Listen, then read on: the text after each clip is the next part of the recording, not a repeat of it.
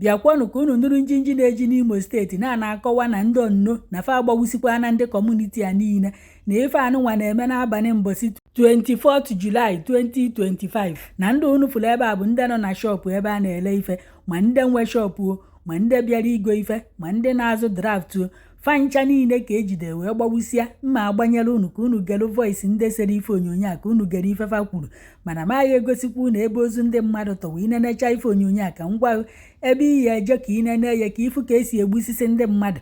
Ofu onye nọ na kọmentị wee na-asị mgbe ndị asị na ya na mgbe anụnwa kịta a na-egbusi ndị mmadụ na si kedu nke ka mma na okwu aka na nwa ya eji wee jee ụmụahịa nata ndị polisi egbe gbuo fa kịta anụnwa asịbago na enwere insekuriti. Kedu onye ya akpọpụta onye polisi nwanne ya ka o jee buru polisi echi ka agbagbuo ya na otu a ka ndị Igbo ya esi wee zọta ife nwanụfa na-azọ ide egbusisi onwefa. Onwebekwa ebe mpụta sị na n'ugwu na ndị ugwu Hausa maọbụ ndị Fulani na ndị Igbo gburu mmadụ ebe ahụ wee gụnyelu nke ndị Fulani na-egbusi onwefa. Nọọsụ na ala Igbo ka ihe afụ ndị Fulani na-egbu ndị Igbo a na-egbukwa onwefa. Kedu na onye mere anyị ife nke a? Bikonu ka hapụ unu ka unu gee voice fa kwuru ka ngwa na ebe unu ya ejenenie ife nke a ajọkakwọ alụ na-emezikwanụ n'ala Igbo na nke ikpeazụ a. Biko kwanụ maka Chineke ndị a mebie this place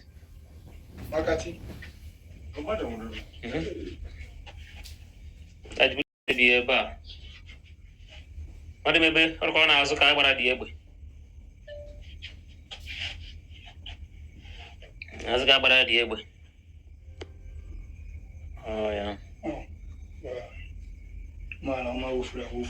ya megara nkwụ ụmụala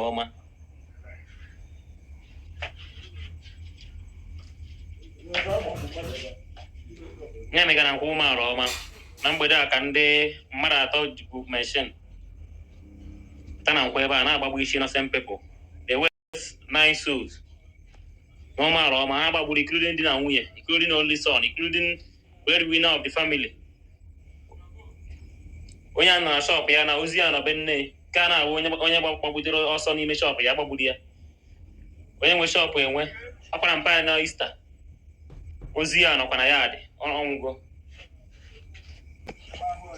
Niile na-eme na nkwa ụmụala ọma. Leka onye nke a Jude Agada anyị amaghị ihe anyị mere ha n'ụmụala ọma taa. Onye nke a Jude Agada ọ nọkwa ebe a na-aṅụ mmanya na mgbede ka na-awụ only son Chinonso ọ lọtakwara ikpe akwa ụjụ mmanya ele ihe mere ya ọ dị ala sorry wa ọ dị ala ndo ọ m na ọhụrụ nje stide ewu nkwọ kelecha lọta ikpe akwa ụjọ mmadụ enweghị ikpe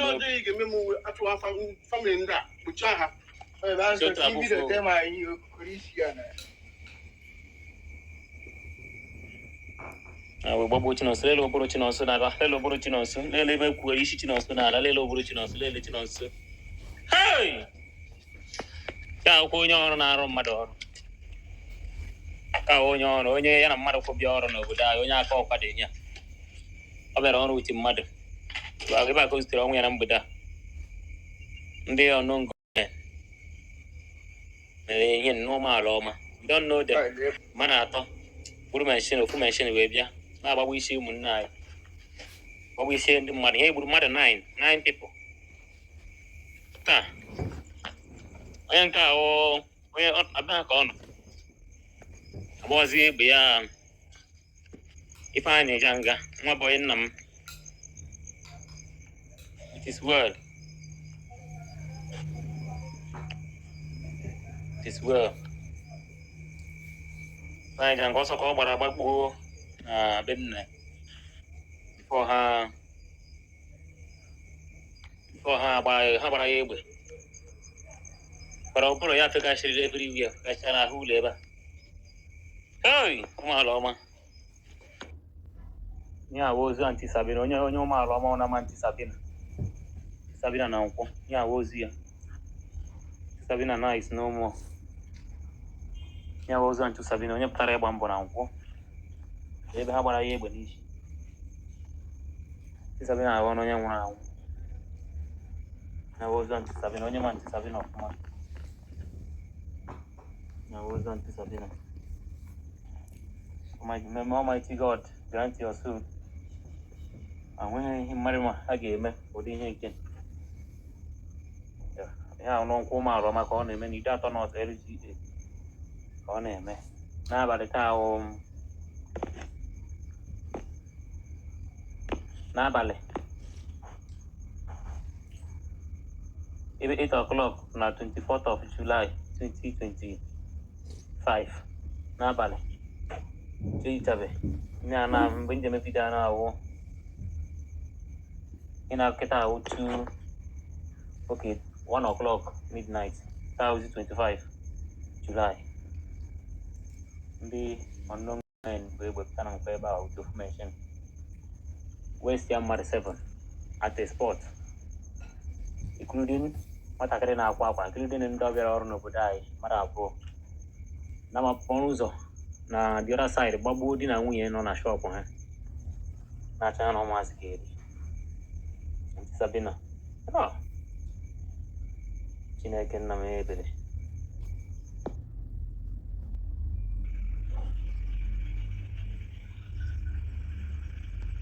ya awụ Harimo na nwunye lekwenụ nnukwu nwaanyị Charity ọ hụrụ onye nwụrụ anwụ ebe niile ọbara ndị abịa aka ọsọ ipe nta n'ụmụala ọmụ. So you're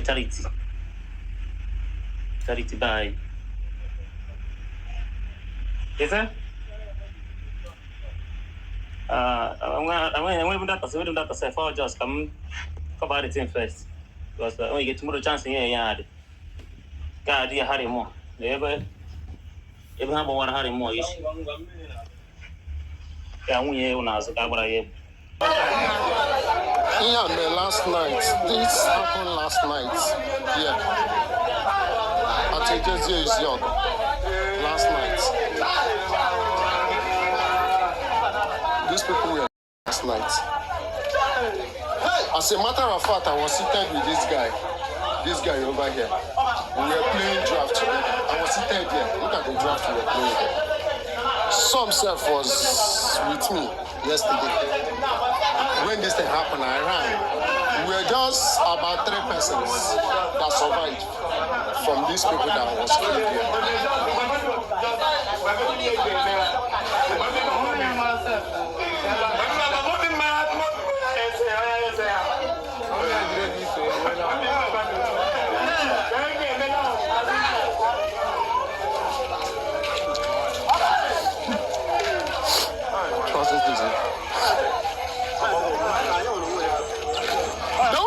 Here now. Don't matter here.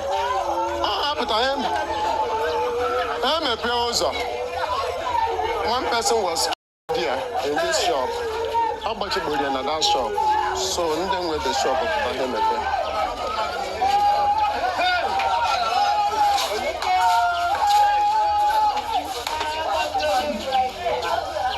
yeah, one of the persons survived, but they were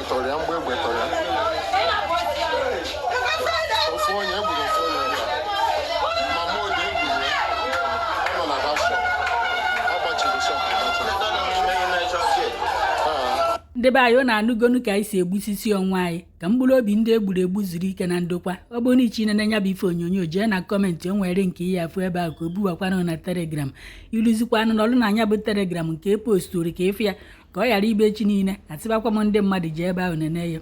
Ekenekwanụ m unu udochianụ ndị na-egbu jisi na ike unu gbusie onye ọbụla kwesọsọ unu ebiri n'ụwa anụnwa. Anọ m ebe ofu onye na-asị onye nwa chụba onye gburu ya. Ọ bụkwa na ya chụba onye gburu ya ejide anya chụba kwafa maka amakwa na ife a na-asị chụba onye gburu na ejide n'ụdị a. Ọ bụkwa na ọ na-ejide ya biko jidela anyị fawo.